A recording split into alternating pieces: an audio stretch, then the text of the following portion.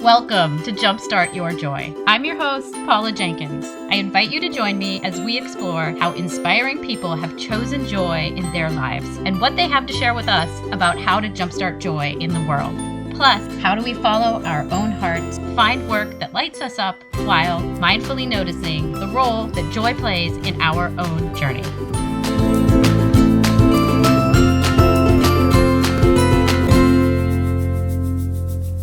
Hello and welcome to episode 79. This is Paula Jenkins, the host of Jumpstart Your Joy. This week, as part of Courage Month, I'm speaking to Stephanie Dalfonzo. She's a former celebrity DJ turned spiritual healer, working with clients to face stress and anxiety and to actively choose love and joy in their lives. She and I talk about the law of attraction, the vibrational nature of joy, and she shares a quick breathing practice to help with anxiety.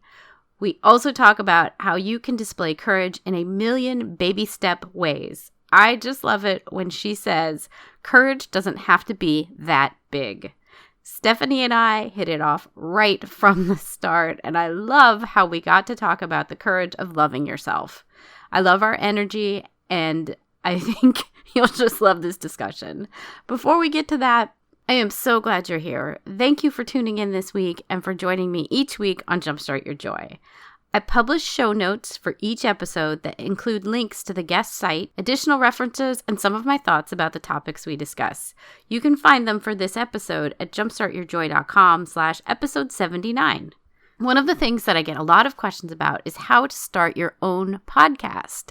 If you are curious about starting your own show, I've compiled a huge amount of the answers to many of the basic questions in a free podcasting fundamentals course, which includes an awesome cheat sheet that shares my suggestions for microphones, editing software, where to find your intro music, and more. You can get this by visiting the website, jumpstartyourjoy.com, and clicking on the Start a Podcast button on the right-hand side of the homepage, which is right below my photo. When you do this, you'll also be placed on the VIP list to hear about when I open my class, which is Jumpstart Your Podcast, in mid-2017. It's coming up pretty soon. This week, Stephanie Dalfonzo joins me to talk about the courage of choosing love. I toyed with about 5 different titles for this specific episode, from choosing joy to facing your fears to waking up to your own breath. Speaking with Stephanie was a bit like speaking with someone I felt like I'd met before. She and I are so like-minded, and we resonated just from the very start. We talk about choosing joy in stress-filled or anxious times. We connect over how to be mindful of news consumption during this difficult political era, and how and why choosing joy is so very good for you and your emotional health. I know you're just going to love getting to know Stephanie. And so here's the interview with Stephanie Dalfonzo. Welcome to the podcast. Today I have Stephanie Dalfonzo on the line. I am so excited she is here. Welcome to the show, Stephanie. Paula, thank you so much. I have been so excited for you and I to have a conversation. I think this is going to be absolute magic. I totally agree. Oh, I've already got goosebumps. Would you like to tell us about what you loved most as a child or in school? What were your earliest sparks of joy?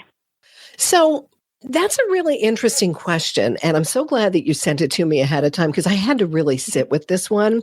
I didn't have like the most joyful childhood. So I really thought about that. And I thought, what brought me those sparks of joy? And it was my imagination. I can flash back to being, I don't know, maybe I was 6 or 7 years old, and I had a little turntable and I had a symphony, I don't know why I had a record of a symphony orchestra, but I did. And I remember pretending I was the conductor, that I was conducting the orchestra and feeling that joy. So how interesting, because the imagination, the power of the imagination, your son is still young, right? Yes, he is 6. Mm-hmm. Okay. So his imagination is absolutely phenomenal right now. And hypnosis, which is part of what I do, is using imagination. And imagination is the language of the subconscious mind. So it was very interesting for me to see that connection that when you asked me about early sparks of joy, that's where I went. And then I started to put that together. Yeah, I kind of love that too because of the record player, because you were a DJ for so long. Like, is there a connection there for you as well? Like, I think that's so fascinating. Well, and that's really interesting to look at, Paula, because long before anybody was talking about law of attraction, I was living it. So I used to trace it back to literally when I was 14 years old, I knew I was going to be a radio DJ. I'm like horrified to think about this now, but at 14 years old, I used to hitchhike to go to the train station, to take the train to downtown Philadelphia and go hang out in the radio studio with the DJs. But then as I look back to me and the record player as a very young child, talk about law of attraction, that is serious manifesting. Totally is. Yeah, it's really fascinating. And it's like there's so many people who, when that question is asked, then it becomes so apparent of, like the through line of what they loved as a kid and then what they wanted to do, fallen in love with as an adult. Like, it's so clear. I mean, and looking back always, the hindsight is 20/20 thing, but that's fascinating. And so you hitchhiked in to be in the radio studio just because you loved it so much? I would, yes, because I would call the DJs and talk to them on the phone. And then, of course, my mother never knew I was hitchhiking to go to the train station to go hang out in the radio station. But there was this woman who was, she was my idol. And she had an article in the Philadelphia newspaper. And they had a picture of her with her long, flowy hair, queuing up a record on the turntable. And not too many years later, there was an article in, I forget it was the Fort Lauderdale or Miami newspaper, of me as Stevie Knox with my long flowy hair queuing up a turntable. It was amazing. I love that. Oh my I know. gosh. I can't make this up. No, you really can't. So let's talk about law of attraction for a minute, because I very recently, oh my gosh, this could be so fascinating. I knew we were going to go different places than what we probably thought, but I recently started listening to Esther and Jerry and Abraham Hicks. How does this stuff work? Like, I mean, I realized that, there's the visual kind of, the turntable, and then also the visual of the long-haired DJ. Like, do you think that there's something about visualization, and is this related to hypnosis in some way? Okay, so very interesting, Paula, very interesting. So law of attraction, I'm sure you either saw the movie or read the book, The Secret, right? Yeah, it just couldn't, it did not resonate with me. I'm going to admit. No, because come on, the guy in his jammies in his living room, pretending he's driving the Maserati, and then, oh my gosh, he looks in the driveway and there it is. No. This is not how it works. You have to have the feeling as well. And you and I are so dialed in on joy. Your podcast is called Jumpstart Your Joy. Sitting right next to me, in front of me, is a sign that I have that says, choose joy. Esther and Jerry Hicks Abraham, there is the 22 scale of emotions. And number 1 is the highest vibration. Guess what, folks? That's joy. That's love. That's freedom. Number 22, all the way at the bottom, is fear. So if I can tell you a quick story about a client that I had right about the time after The Secret came out. And I always remember it was a Monday evening that she came in, and she was distraught. I mean, talking distraught. She was tears and shaking and just totally distraught, because I think she had read the book, The Secret, and she knew that Saturday night when they pulled the winning Powerball ticket, she knew she had it. She was going to go in and quit her miserable job on Monday morning and tell her miserable boss where to go, because she saw in this book that if she just visualized that she had the winning ticket, she was going to get it. So that's the missing piece that they didn't talk about in this Secret. And by the way, little known factoid is that Esther was in the original version of the Secret movie, and then they pulled her out. Right. Yes, I had heard that. Yes. And and that it just, it's missing that thing where we get into, and I value a good mood board or a good visualization board. Like, I'm not thinking that that's not a good tool to kind of both get your head around from the real logistics and planning side, like what you really want in your life. That's awesome. You kind of have to point yourself in a direction. But I really feel like this whole manifestation thing has become what kind of diluted into something that's missing, like what you're saying, which is the true point of having that feeling of knowing this is where I am headed and resonating with it, and not just it being like, we all want to win the lottery. I can imagine myself winning the lottery right now. Right. And as soon as you said that, your joy came up, your energy came up. So that is, the law of attraction is really simple. If you think of a tuning fork, the way a tuning fork works is you hit the tuning fork. It sends a wave out into the universe. It finds its matching wave and brings it back, and that's the sound we hear. So when we are doing the visualizations of, oh, I've got the winning lottery ticket, and we're feeling miserable because I hate my boss, I hate my life, there's a disconnect there. And so there's no way for them to match up. The vibrations cannot match up. So when you do the visualizations and you add in that feeling, not as if, oh, it's in the future, but bringing it into the present, feeling as if now you already have it, that's where the alignment comes in. That is the true definition of law of attraction. That is so good. That is one of the most straightforward, succinct ways I've heard someone explain it, which is so helpful. Thank you. I think the other really interesting thing here is and it plays around with the joy is a choice thing, which at least for where I've taken that was what a quote about joy is a choice and we have to keep on choosing it.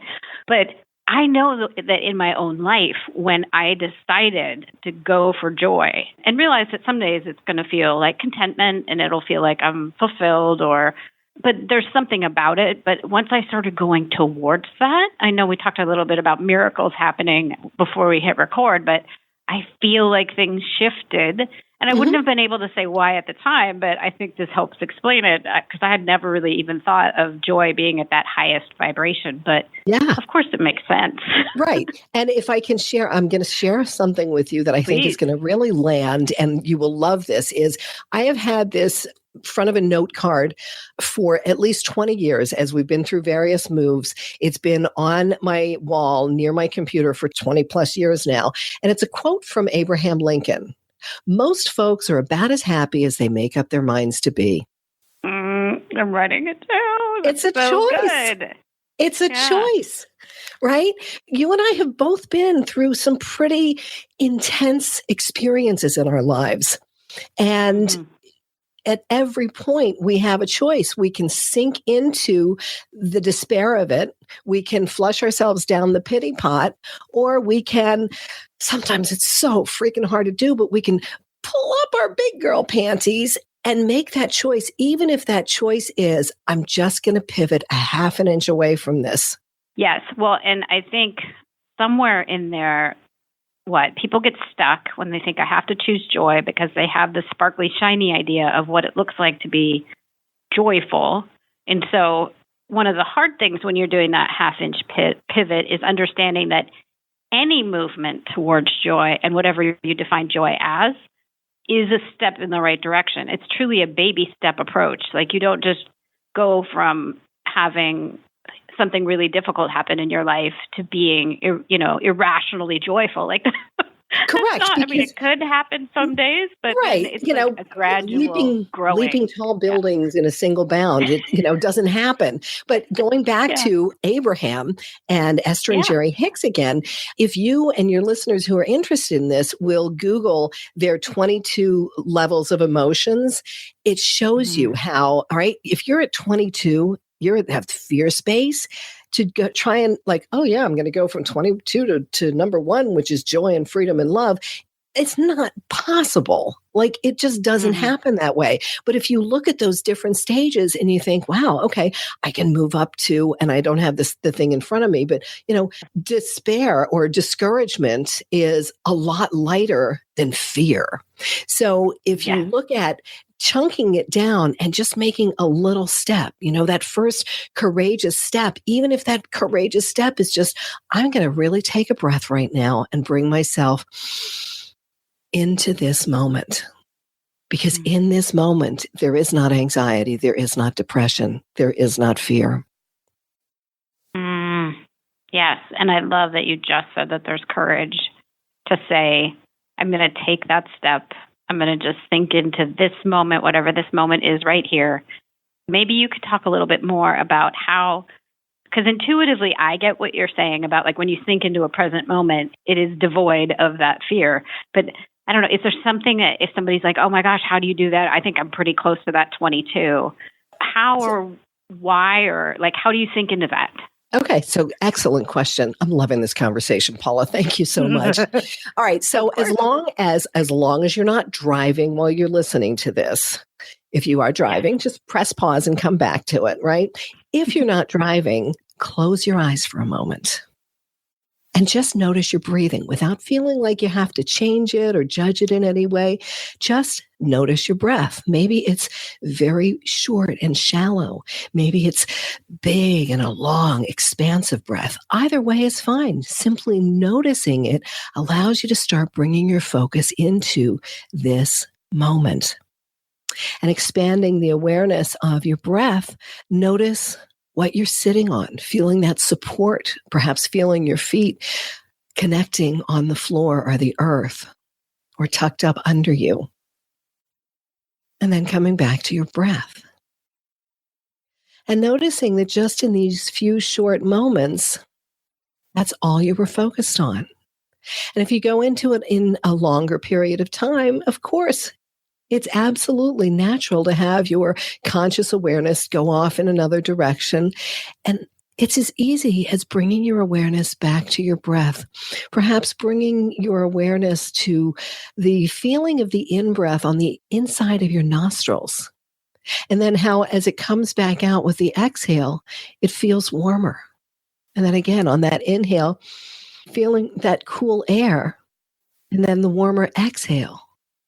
That is how quickly you can bring yourself into the moment. And when you're in this moment, you're not in depression, which is gnawing over the things of the past. You're not experiencing anxiety, which is, worrying about what's to come. In this moment, all is well. And so if you did have your eyes closed, you can open them again and just let that sink in for a few moments. Perhaps that's the first time you've ever experienced something like that. If so, notice what it felt like.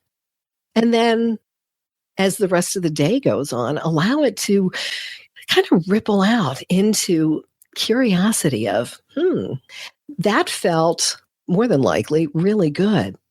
I wonder what even more of that might feel like, and how might that alter those feelings that I was having, where maybe I was at the bottom of the emotion scale. How was that for you, Paula?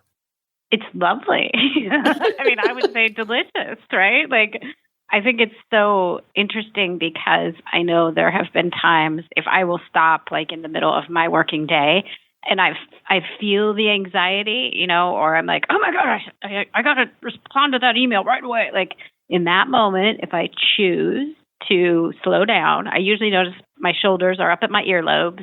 I haven't taken like a full deep breath in like 5 minutes probably. And so it's like that, just the change of the posture and the choice to be like, okay, there is nothing, at least in my work, meaning my 9-to-5 job, that needs my attention in that kind of an immediate fashion. Now, there are jobs, I would argue that, yes, you do need to be on, and I'm thinking health workers and somebody in an ER, you got to be on, and you probably do need to be that attentive. But I think if you can find the moments just to sink into that relaxation and take yourself out of whatever feels so crazy or pressing, like, yes, I love what you've just introduced. And what I would add on to that, Paula, is that regardless of what you're doing, whether you're in the healthcare field or an emergency worker or brain surgery or whatever you're doing, your breath is always with you. So it's not like, because like if I'm working with someone who's never experienced any of this before, and I say, well, it would be really beneficial to meditate for 20 minutes in the morning and 20 minutes in the evening, they're not going to do it. I know that.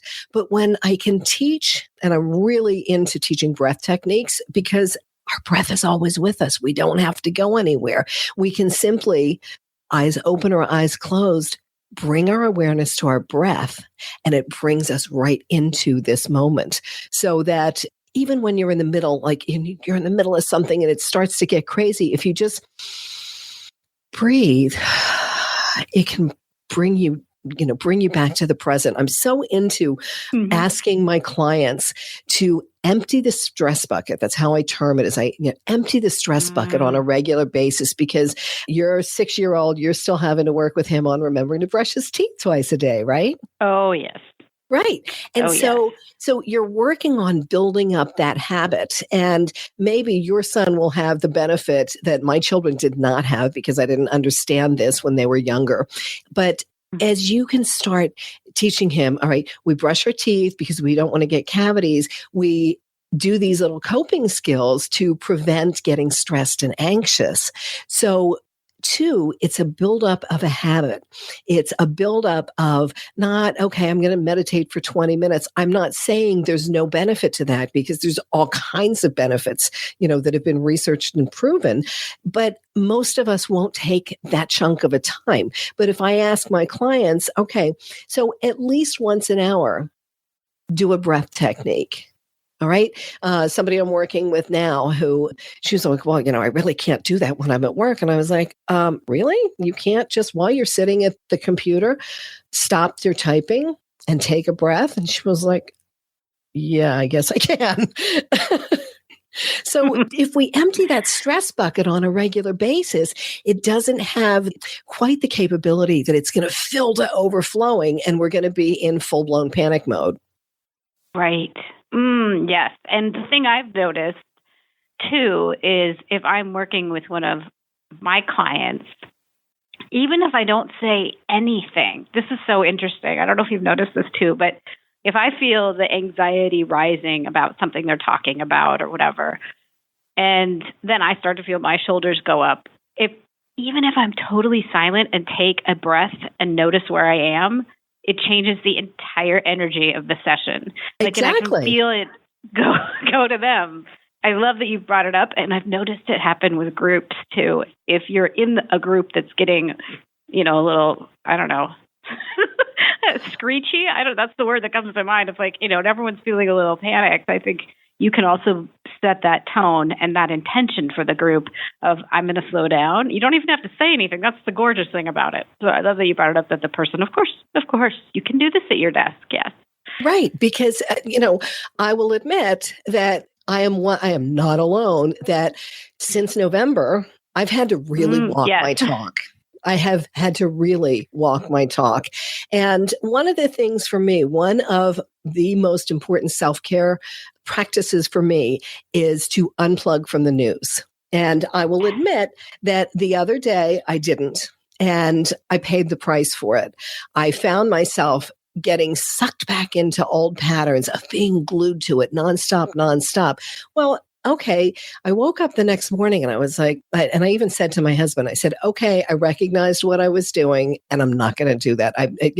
The awareness is the first part. So when you can become aware of, oh, I did that and it made me feel really bad. Well, then we can say, all right, I'm going to start choosing not to do that. So it doesn't mean that I've totally unplugged and I'm not paying attention, but I can still be aware of what's going on and do the parts that I can to take action without getting sucked down into the sewer with it.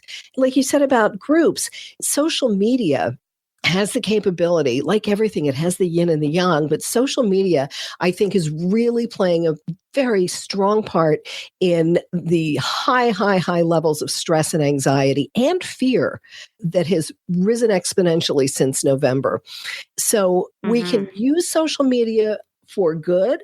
We can use social media for the opposite, which I don't like to label with the B word.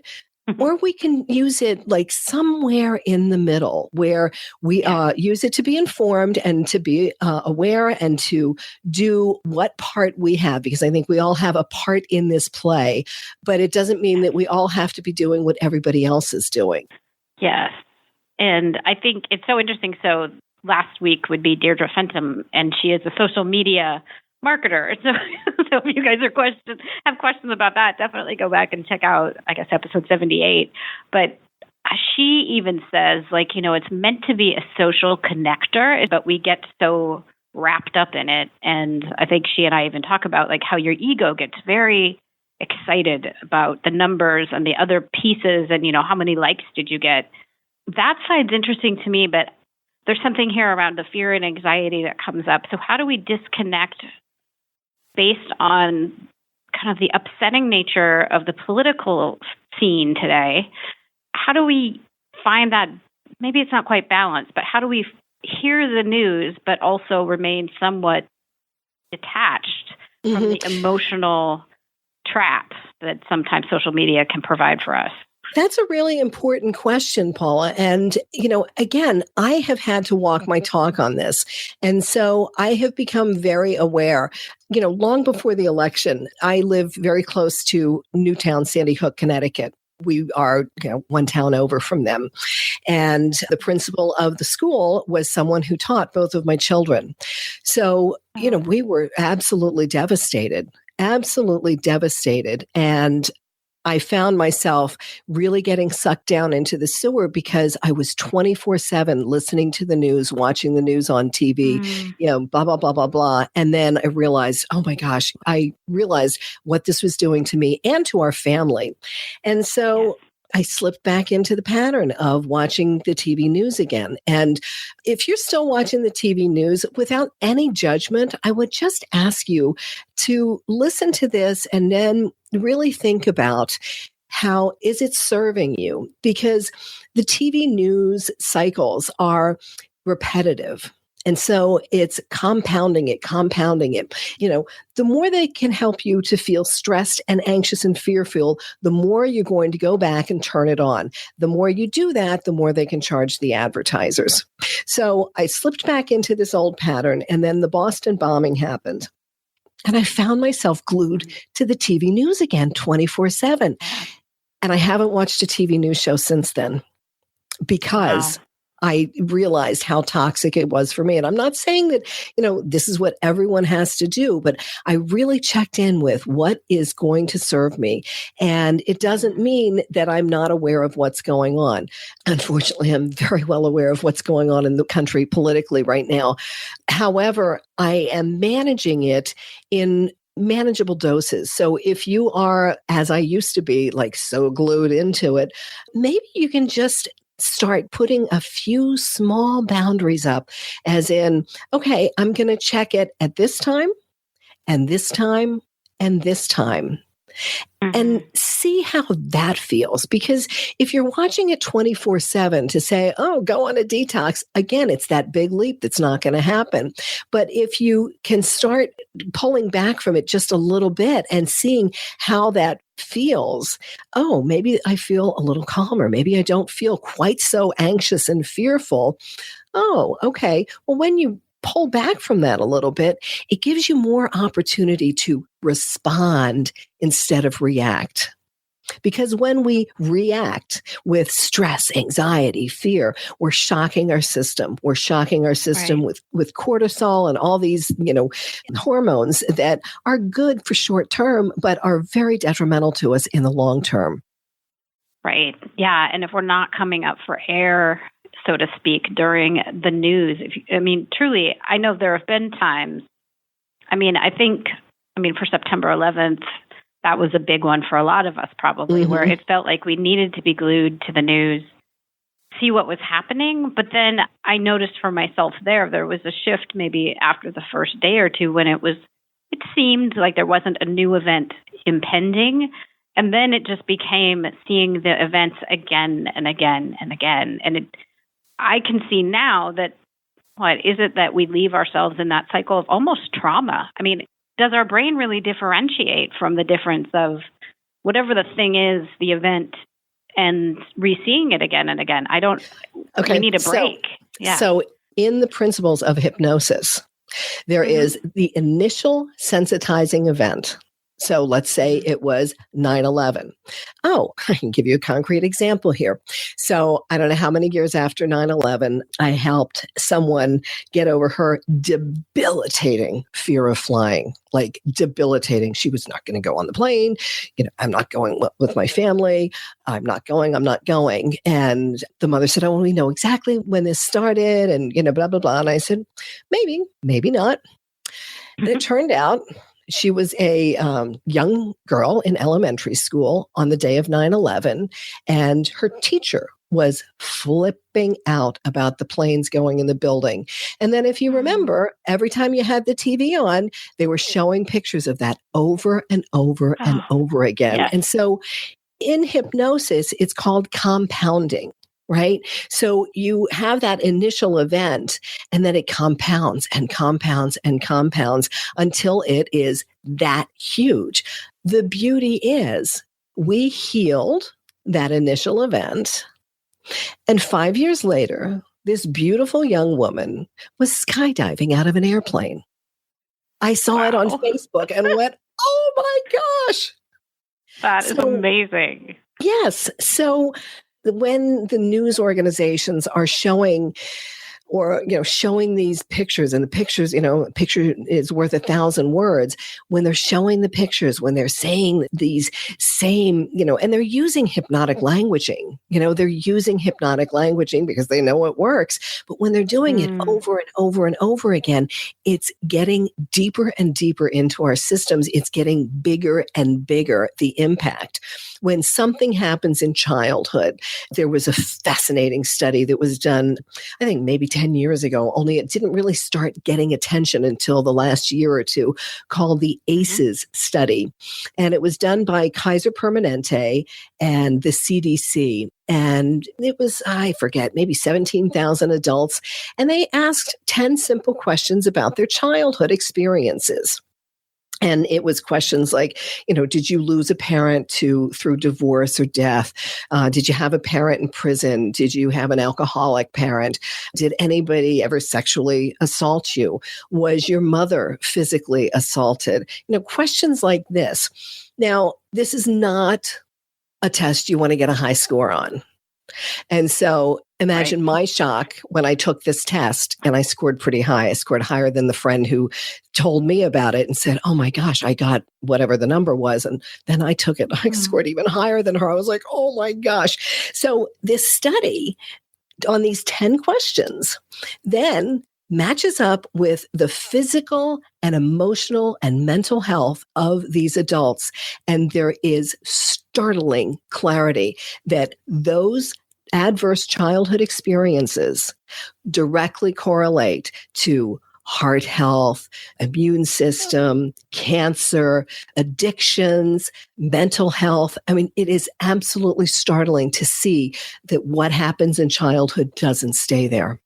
That is amazing. I mean, and I'm kind of like, I know you're for a question around it. Like, you're dumbfounded because it's right. And this, Paula, for me, it was exciting because I've known this. I've known this from my work for so long. But, I was like just talking about it like, my woo-woo way. And now I have research I can point to and say, you know what? What happens in childhood is directly correlated with your addiction now, with your health. The great news is we can turn it around. We can turn it around. This is why, Paula, I call myself a spiritual healer and coach, because we have to do the healing part. When we are able to identify the root of the issue and do that healing, then if you think about it in terms of gardening, right, we take the weed out, root and all, then we have room in the garden to plant a nice nourishing vegetable or a beautiful flower. The coaching part comes in where then we have to learn strategies and techniques so we can sustain the changes even when life throws us a curveball. Because if we don't have those, again, going back to the idea of doing the preventative exercises for stress and anxiety, if we don't have that strong foundation, then when life throws us a curveball, and we know it will, it's too easy to go right back into those old patterns. Just like, I keep saying about me walking my talk, that again, as much as I know this and I live this and I breathe this and I work this with my clients, here I found myself back in that old pattern of being glued to the news and the gloom and doom of politics. And it's like, okay, no, let's go back to self-care. Yeah. Well, and it's so true because, I find myself turning to those patterns from time to time, whether it's a stressful day or it's, whatever. We all have our triggers. And it was funny because I was even saying to my husband, I think it was like the other night, something about, it's that old pair of shoes, which is comfortable, but you shouldn't wear them like in public at all because they're horrible. And they probably smell like it's literally in some ways very similar because I know I shouldn't go back to this pattern, but it's so easy and they're right there and it just feels right. And exactly. That's why it's easier to choose fear than love because most of us. I'm so glad you're bringing that up. I love this topic so much. Thank you. So it's most of us. And again, I didn't have this lovely childhood. So, but I've had enough experience with clients and, with sharing with friends that, I don't think that the majority of us are taught what love is as children because our parents didn't know what it was. It's like handed down, handed down, handed down. So when we know fear as a child, stop crying or I'll give you something to cry about. Well, that's a lot more familiar than, oh, here, let me comfort you, right? So I'm not a student of A Course in Miracles. It's always been a little too heady for me to wrap my mind around it, but well, for me it is. So Marianne Williamson. I have a copy of it at home and there, and I pull it out sometimes. Right. How many times have you tried? It's rough, and I love a good read. I love a really heavy read, but that one is big. It is. I've tried several times and it's just, okay. But I get the concepts. And thankfully, Marianne Williamson is a beautiful teacher of A Course in Miracles. And she really talks about love versus fear, which again, if you go back to earlier in our conversation, the Abraham scale of emotions, love is at the top, fear is at the bottom, right? So it really does come down to love and fear. So when we are more familiar with those lower vibrations, when we are more familiar with that dirty old smelly pair of shoes, we're much more likely, especially if we need comfort, we're going to go back to what feels comfortable, those dirty, smelly shoes, as opposed to, and again, so love. Well, how many of us have the limiting beliefs of, I don't deserve love? Right? So, okay, I'm not going to go for that because I don't believe it. And we don't know this on a conscious level. It's all at the subconscious level or that fear of rejection, right? So it's amazing to me that fear of public speaking is the top fear in this country. It's interesting that in the UK, it's not, it's number 2. But here in this country, fear of public speaking is the number 1 fear, ahead of death. Like, really? Think about that. It's very strange. It's ahead of death, right? Yeah, because one of those is pretty permanent, at least in some state, Correct. It gets into an existential question really quick, but one of them does change your state quite drastically. Yes, it does, and permanently. Yeah. But so what is that about? The root cause is a fear of rejection. Yeah, for sure. It's a fear of rejection. Almost always it goes back to childhood. I can think of, this is really interesting. I had a 14-year-old girl that I worked with who had a debilitating fear of dogs. And her mother called me and I said, let's do our first couple of sessions online. But because it's a fear of dogs, I said, when I know she's ready, I'd really love to have our last session in my home because for her to meet a dog for the first time, I have Maggie the healer And Maggie, the Aw. healing dog, is the sweetest dog. If you look on my website, you see pictures of her. She's with me right now. She is the sweetest, most soulful dog ever. So I worked with this young girl, and it had nothing to do with dogs. Nothing. It had everything to do with her being, I think, 3 or 4 years old and about to go out for a dance recital, and that fear of rejection. And so we did the healing around that. She had just started high school, and she was wanting to be on the cheerleading team. So as a freshman, after our first session, we're not working on her cheerleading. We're working on her fear of dogs. After the first session, she did this, back handstand or something, backflip that she'd never been able to do before, and she did it in front of her coach. After our second session, she made the cheerleading squad as a freshman. And again, we're not working on that. We're working on her fear of dogs. On her third session, she came to my home, and when her mother came back to pick her up, she had tears streaming down her face because there was the girl sitting on my couch petting Maggie, the healing dog. That is very sweet. It was amazing. It was absolutely amazing.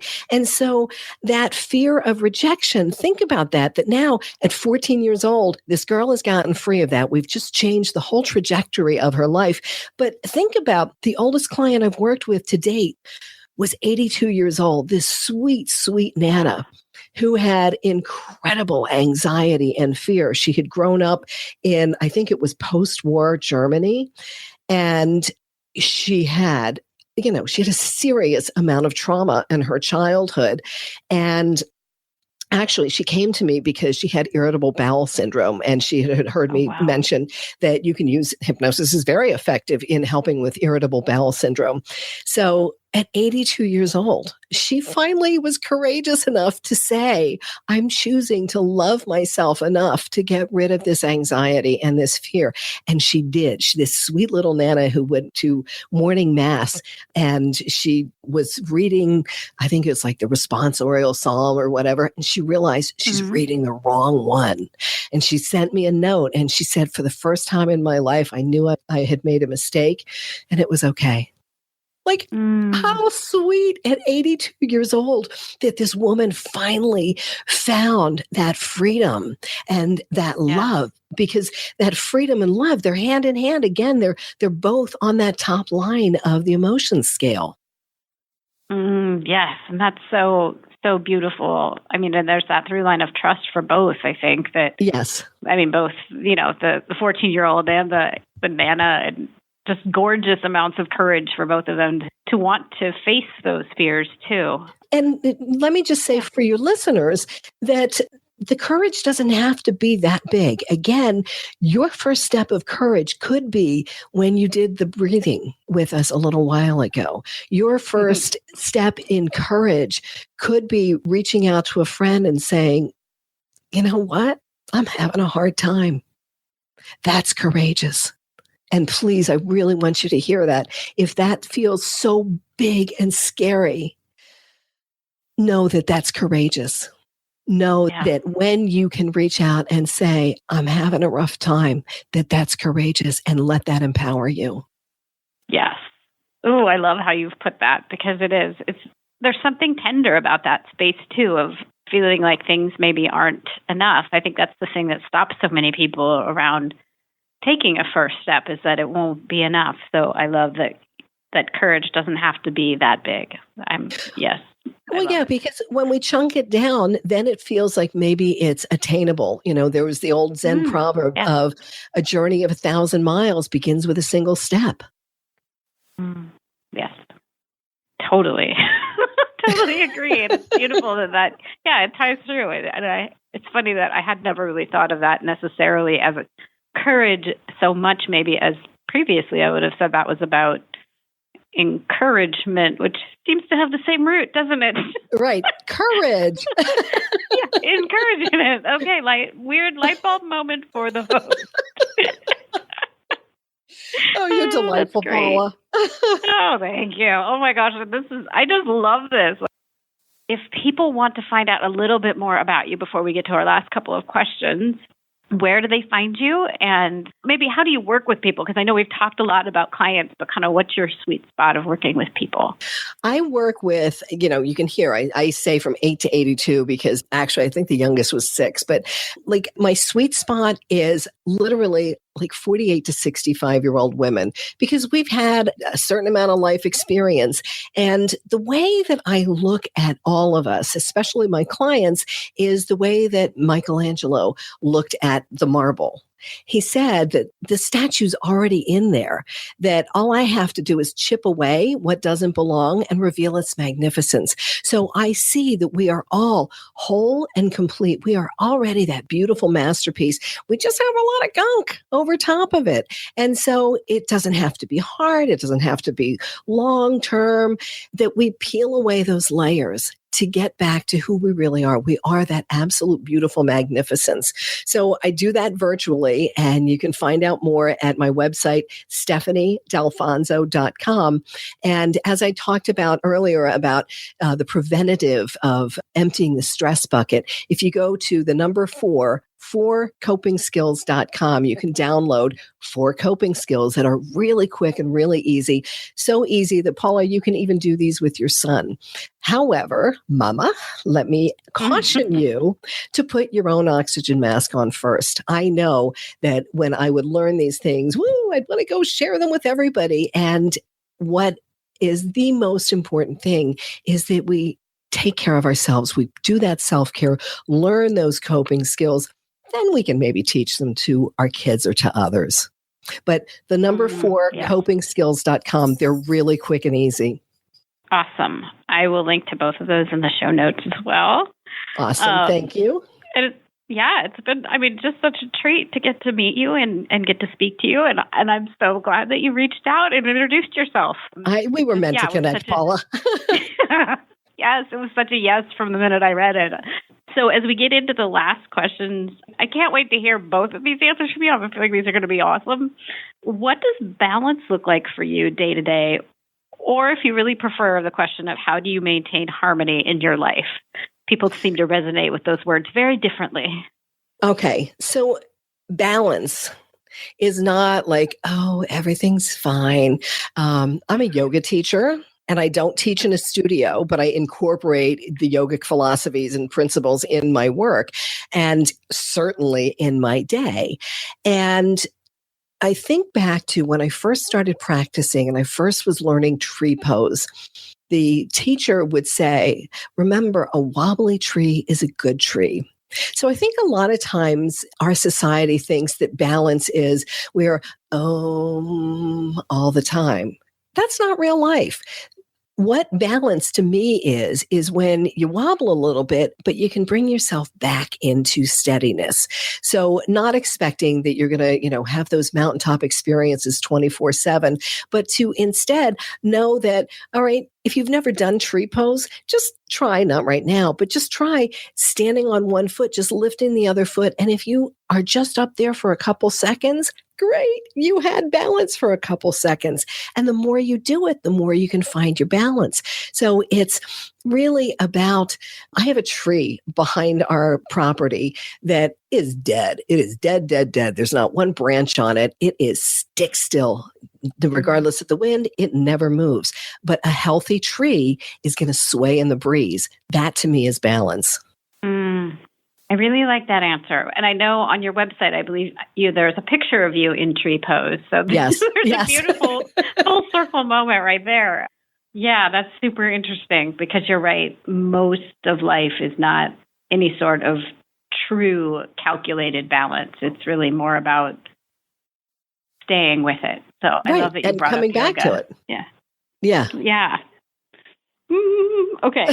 So for our last question, what are 3 ways that you can think of to jumpstart joy in your life, in the world, or other people's lives? Okay, first thing is gratitude. It is the highest vibration. So my practice and what I encourage others to do is before your feet even hit the floor, think of 3 things that you're grateful for. And even if it's as simple as, I had a really good night's sleep. Ooh, I slept in clean sheets last night. oh, I made up with my husband before, with that fight before we went to bed. Whatever it is, it doesn't have to be big and huge. Oh, I won the lottery. Whatever you can be grateful for. And then I could go off on a whole tangent about this, and I won't, but there's a power in 3. So think about 3 things you're grateful for, and then send that out into the universe with thank you, thank you, thank you, and that energy of it. The next thing is to smile, because I'll make this really brief. I wrote about this on Facebook, and then I did a blog about this last week. I was called to go into a different line at the grocery checkout. I was like, all right, I followed my intuition, went into this other line. This woman looked at, I smiled at her. She looked like I threw her a lifeline. And then when it was my turn, she was crying. The woman had been so nasty to her. This woman, this cashier, suffered the loss of her son a few months ago. And was so grateful that I smiled at her. And I actually went back to see her again today, and I made sure I went in her line and said, Aww. You are rippling out, because I'm sharing this story with so many people. She is rippling out this kindness movement into the world, because I was using #kindness_matters. So gratitude is number 1, smile. It didn't just make her feel good. Do you know how much more exponentially good that made me feel? Like all I did was smile at her. And then the third step to jumpstart your joy is the awareness, right? With that awareness, you can consciously choose the joy. So the awareness is simply check in. How am I feeling? Oh, I'm not feeling so good. How can I feel a little bit better? Going back to what we were talking about earlier. If you're feeling fearful, jump into joy feels too big. How can I feel less fearful? So gratitude, smile, and awareness. Those are all wonderful. And I will link up to that story on your blog as well in the show notes. Awesome. Thank you. It was powerful. Yes. Oh, yes. Thank you so much for being on the show. I mean, this is really I just loved every second, and I am so grateful thank you. To have crossed paths. Thank you so much, Paula. And I have a feeling this will not be our last conversation. I think you and I were meant to have many more conversations offline as well. Totally agree. Thank you. Thank you, Stephanie, for being on the show this week. I would very much love to have you come back and share more of your love and wisdom, so we will have to set that up. To find out more about Stephanie and her work, you can visit her at stephaniedalfonzo.com, or you can head to my website at jumpstartyourjoy.com/episode79 to get all of the show notes, complete with links to the books that we've talked about and links to Stephanie's site. If you enjoyed this conversation, there are 78 other great episodes to check out on the site, jumpstartyourjoy.com. And you can go back and check out other episodes on courage from this month as well. If you want to subscribe, Jumpstart Your Joy is on all the major podcasting syndication spots, which would be iTunes, Google Play Music, Stitcher, iHeartRadio, and Player FM. And you can subscribe using your mobile device and get the episodes delivered right away as they are released each Tuesday morning. Next week, the podcast is airing on my birthday, and I have a very special returning guest on the show. Kate Courageous will be joining me to celebrate and to very appropriately round out Courage Month. She and I talk about how to create new habits, and she shares about the crossroads of courage and neuroscience. It's such a great conversation. It's fascinating and fast-paced, and I can't wait to celebrate my birthday with her and with all of you. I hope that you'll come back next week and tune in, and until then, I hope that your day is filled with so much joy.